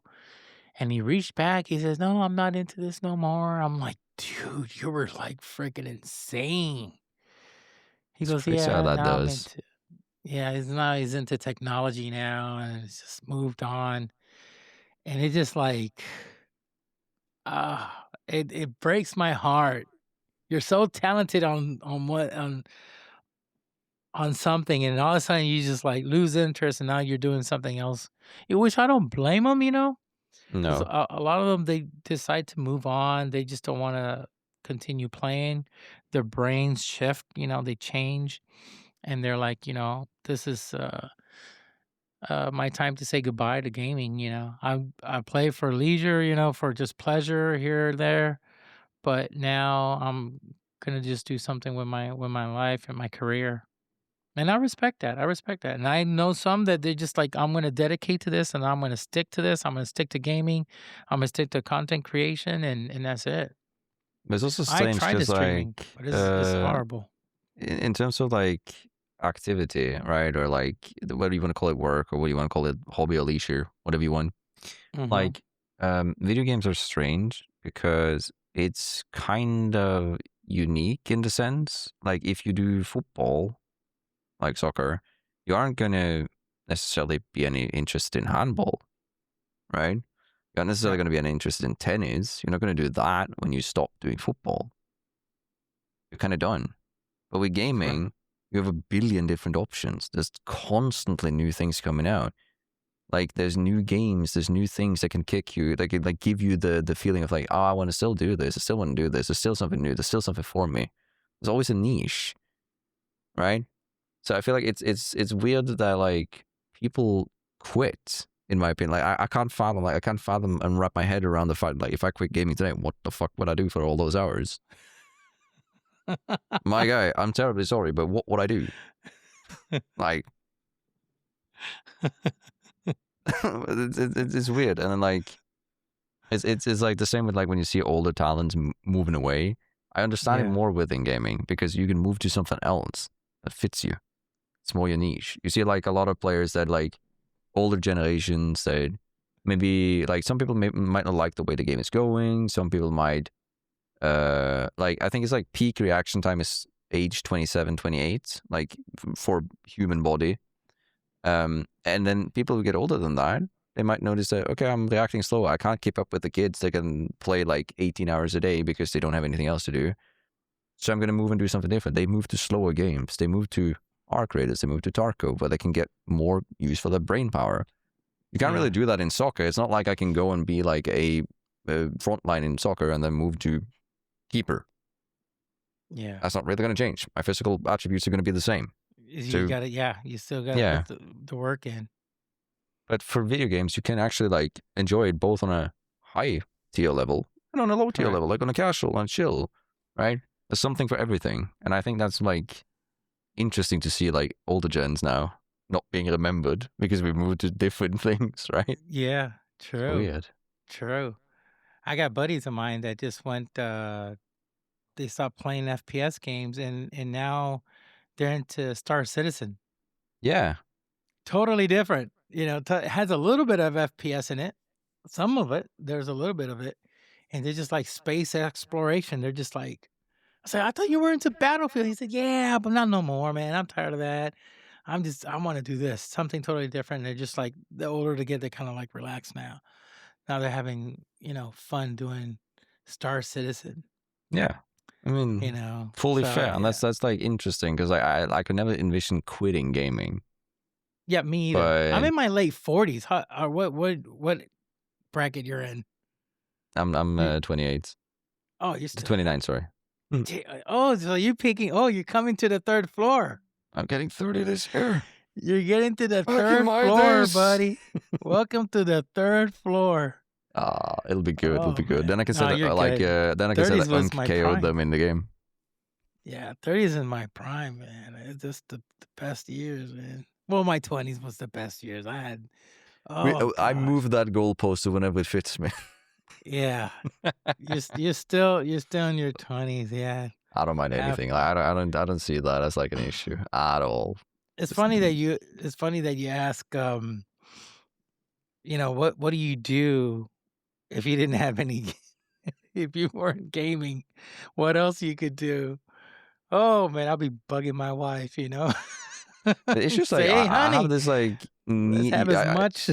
I feel like you probably have the same, but I feel like a lot of people who do gaming has the same. I need to do something, right? Yeah. And I mean, but then gaming it's a priority for me. I gotta yeah, game. I like yeah, doing other things, yeah, but gaming it has to. And I'm gonna be really honest. I've had a lot of issues with my wife because she couldn't understand. She learned to understand more because of the kids are into gaming. She kind of grasp. She does love Mario. I gotta admit, that's the game that you put Mario and you put Donkey Kong. She will game it and she would just have fun. But she sees it more as a family time moment. yeah, She's playing with the kids and they're having fun. And that's for her. That's her, her rush, her ammunition. She just loves that. yeah, For me is this is my time for myself. I need a game. I need to get my stress out. I just want to have a moment to myself. This is my hobby. Now I do yeah. podcasting, which I love because it still gets me into the gaming. Now my podcast is spread out, with different stuff. Now I'll be bringing, uh, different people, different topic, different, walks of life. Mm. It's not only going to be concentrated in esports. This month has been basically a lot of esports players, a lot of pro players, content creators as yourself. But now I'm going to bring somebody that's a gamer that actually had a heart attack and died and then came back. So I'm going to do NDE cases. I Ooh. had one not too long ago. Now I'm going to bring another one in. So I bring different topics, different people. But it's it's my hobby. I like it. I'm having fun. And we all got to do something. We got to do something. I remember back years ago when my mom and even my dad never considered gaming like anything professional or serious. And a lot of these young players have to explain to their parents what is esports all about. Because they're still thinking gaming is Mario Kart. It's like, Not even no, that, like this even is, lower. Yeah. yeah, this is nothing like that. Once they see their kids making that first paycheck, they're like, your ass better get back in that room and play. But You I've better always keep on said, I playing. think it's so depressing that they feel like they need to see the fucking paycheck, man. It Like, is. It you is. see But someone who's super passionate about something. Obviously, I get that, like, you can't quit school because you're passionate about something. You can't quit correct. work because you like something. You need to have, like, a plan. So I can get it in that aspect, but, like, there's spare time. Too bad, brother. They're on a social arena. Yeah. I mean, my thing is that I tell, a lot of parents that I talk to, I understand they need to go to school. Yes, they need to. Never quit schooling. Because on the other hand, that's going to help them with their social skills to get to meet new people, make friends, etc. And then, but on the other hand, esports is a profession. Content creation is a profession. To be a content creator is not easy whatsoever. I tried streaming on Twitch and trying to gain followers. It was freaking hard. Was not easy. And I tell people, listen, if your son has 50, 60, 70, 80, 100 viewers, let him continue in that because, hey, he's getting paid. He's going to make money. Little by little, it makes more money. Now, if he does YouTube, on the other hand, that's another, topic. And I said, they're going to make money off of that, off of other stuff. I said, let them do that. Hey, they're not on the streets. They're not doing drugs. They're not partying. They're at home. They're safe. And they're being productive on this other end. And then, you got to kind of educate these parents and let them know, like, listen, if he's really good at this game and he's doing this, you don't know the potential, what he's going to. And when I tell them success stories about other players making it big, then they're like, well, I didn't know that. Well, Yeah. That's been a now like you blessing do. in my occupation too, because I've had some parents that are like really opposed to their kids sitting in front of a computer. And I'm Mhm. like, okay. And then they like start talking to me about how like it has no value and shit. And I'm sitting there as like a part-time. I've like at this point, I think this was my parental meeting when I first had this come up as a topic. I had 100,000 followers on YouTube. I had 40,000 on TikTok. I'm sitting there like, I'm hearing you, but I also have some very good counter arguments here if you want to see them. Like, Yeah, I saw, just not to change the subject, but I saw you got over 50,000 or 70 165,000 now. on YouTube? Yes. Holy We're smack. getting somewhere. What I think is more impressive is like my total view count. 165,000 followers on YouTube. If you click more info, you see the view count, because I have like a lot of views for having 165K. Yeah, oh my gosh. I have 145 million total views. Wow. I got Good like for you, I got a man. mental viral, like, that's why I have to say I'm obligated to say cafe, because I have a viral Capcom video with like 21 million views or something. Wow. My first like proper viral one. Now, question: Do you multi-stream? I mean, do you stream also on Kick or just only on Twitch, or do you It's do Twitch, YouTube. Twitch and YouTube? Yeah, Okay. I stream in those. I streamed on TikTok for a while, but I had a major issue with TikTok audience being more toxic in terms of like I had to do a lot of precautions to not be stream sniped constantly. And I have some other obligation, like some other moral, ethical reasons for another website that I don't use. Oh, okay. Yeah. Okay, no problem. I'm also, in terms of my occupation, I can't be associated with gambling and such. Okay. Oh yeah, no, of course. I'm legally yeah, obligated so as a teacher to. No, not. you're good. You're good. Well, I mean, so YouTube and Twitch is your main Yes. source then. Okay, phenomenal. Yes. Phenomenal. Now when it comes to gaming, do you stream when you do like other games like Pokemon or Minecraft, or you just only dedicate to Rainbow Six? I have the consistent streaming hours. I do some occasional ones outside of the same hours. The reasoning that I started streaming to begin with was I was playing video games and I was like, man, I'm playing video games. Why not stream? I'm playing video games regardless. Maybe I'll socialize with someone who I don't know. That's how I started out. And I was like, oh, this is kind of fun, because I got like a friend or two to hop in and chill. And then someone that I know, I think it was because of Discos, like telling you that your friend is streaming, suddenly started contacting me again, a friend that I hadn't talked to for years. And then we started reconnecting again. So it became like a social arena, and I used to just play games. But I have like a lot of time off stream. Most of the time I use editing.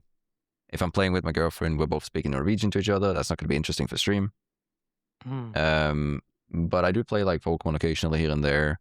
I'm going to be doing a lot more now when Champion comes out. If you don't know what Champions is, it's Pokemon has their own like PvP competitive esports app, basically, that's coming out to the Switch.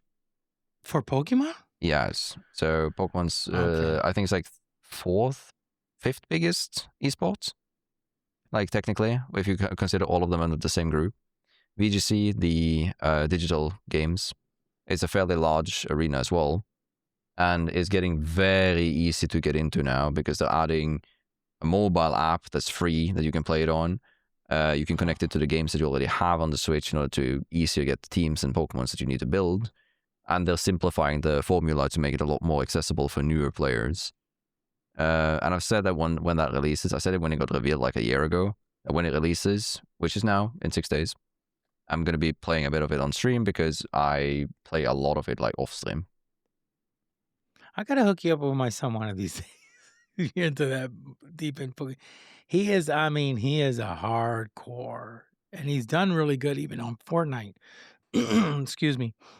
And I see him winning and winning and winning, and he gets stressed out if he doesn't go first place. But on Pokemon, he is die hard.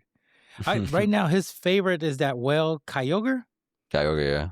That's that's my favorite. He's my favorite, but he uses other characters, Pokemon, but he knows it all by heart. He collected the cards. He still has a whole bunch. He knows a lot about it. But the thing is, it is the biggest media franchise in the whole world historically yeah, too. it is. It's So amazing. It's like so second big. place is Hello Kitty, and Pokemon is I think it's like 4 times as much. Wow. So it's like 210 billion or something. Wow. That's insane. What's your favorite character in Pokemon? I always Your say, favorite like, Pokemon, actually. I have 3 choices. Eevee was my mascot for a while because I like the concept of in RPGs, Eevee can evolve into multiple different types. So I like the concept of adaptability, being able to change to whatever you need, right? I also have my username, like I said, Girtania. Yeah. Gotta say that one obligated. I also played some tournaments back in the day. So Scizor is a Pokemon from Generation 2 that carried me through a tournament, which ended up giving me a bunch of benefits on the Pokemon Showdown website, which is the official website for Pokemon. So Wow. I guess Scizor. Man. I don't know any of them you just said, but wow. All good. All good. Okay, I'll ask my son, and he's Hell gonna yeah. tell you. Oh yeah, I know this one. He And should this he one should has know this all ability. of those that are very common. Like Giratina is like the equivalent of like Satan, I think, basically in Pokemon history. Yeah, that one I know. That's because my son likes. I heard him talk about it, and I know. Yeah, it's like an edgy, like very simplified like design on it. But it's that one. Scizor is one of the most popular ones of all time. Eevee is the like 3rd most popular one of all time. So I'm a basic bitch there. I do also good collect luck the to cards this. and stuff, but yeah, that's Yeah, a whole different thing. It's a whole. Well, I mean, I spend a lot of money on those cards. Every single day we're going out. Can I get this? And then he also does. Oh my God, I had to spend so much money, and then doing that Pokemon Go. Dad, I need you to take me over here. But that has been like a very nice thing though, because it's like it's become of a social arena. It's less of it now, but it used to be very like social, very easy to get people in groups and just sit and chat about it and shit. Yeah. That's awesome, man. That's awesome. So listen, time is up, man, and it was fun talking to you, brother. We could have kept on talking, but I gotta head out, pick up my son from school soon, and but it sure is fun, man. Yeah. I didn't know it was gonna go this deep and phenomenal. How can you give out your name? Girtania. No, you give out your real name, your first and last name. Yeah, I have my first, but not my last. But it's Ken. Okay, it's my first Ken. name, but I rarely use it. Okay, phenomenal. Pleasure. Because this is our first time meeting, folks. Everyone that's listening, this is our first time meeting.